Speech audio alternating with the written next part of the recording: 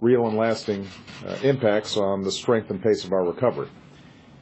Economists and business leaders from across the spectrum have said that our economy is poised for progress in 2013.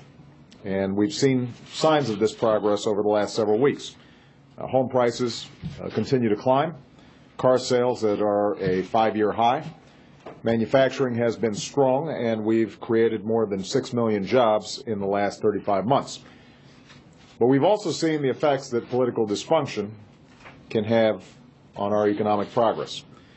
The drawn-out process for resolving the fiscal cliff hurt consumer confidence.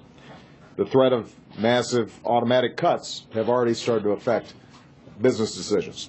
So we've been reminded that while it's critical for us to cut wasteful spending, we can't just cut our way to prosperity. Deep, indiscriminate cuts to things like education and training, energy, and national security will cost us jobs, and it will slow down our recovery. It's not the right thing to do for the economy. It's not the right thing for folks who are out there still looking for work. And the good news is this doesn't have to happen. For all the drama and disagreements that we've had over the past few years, Democrats and Republicans have still been able to come together and cut the deficit by more than $2.5 trillion through a mix of spending cuts and higher rates on taxes for the wealthy. So a balanced approach has achieved more than $2.5 trillion in deficit reduction. That's more than halfway towards the $4 trillion in deficit reduction that economists and elected officials from both parties believe is required to stabilize our debt. So we've made progress. And I still believe that we can finish the job with a balanced mix of spending cuts and more tax reform.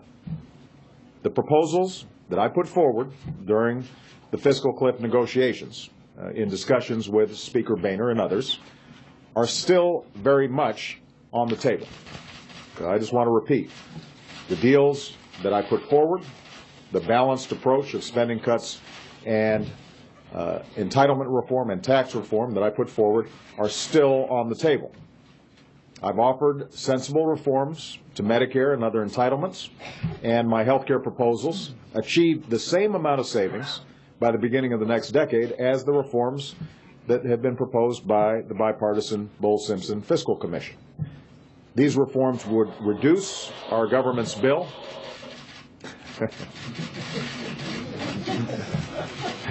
What's up, cameraman?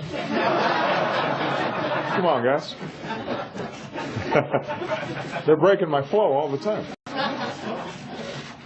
These reforms would reduce our government's bills by reducing the cost of health care, not shifting all those costs onto middle-class seniors or the working poor or children with disability, but nevertheless achieving the kinds of savings that we're looking for.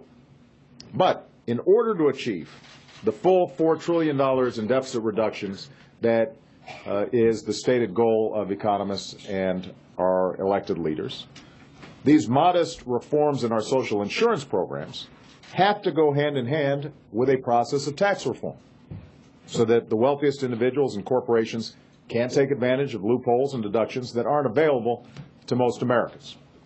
Leaders in both parties have already identified the need to get rid of these loopholes and deductions. There's no reason why we should keep them at a time when we're trying to cut down on our deficit.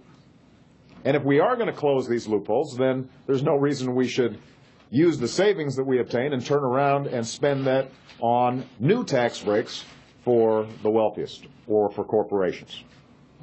If we're serious about paying down the deficit, the savings we achieve from tax reform should be used to pay down the deficit and potentially to make our businesses more competitive.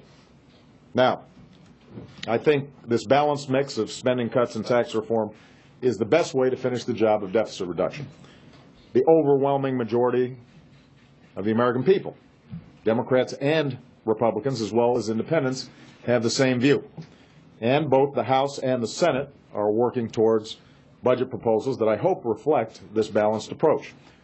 Having said that, I know that a full budget may not be finished before March 1st. And unfortunately, that's the date when a series of harmful automatic cuts to job-creating investments in defense spending, also known as the Sequester, are scheduled to take effect. So, if Congress can't act immediately on a bigger package, if they can't get a bigger package done by the time the sequester is scheduled to go into effect, then I believe that they should at least pass a smaller package of spending cuts and tax reforms that would delay the economically damaging effects of the sequester for a few more months until Congress finds a way to replace these cuts with a smarter solution.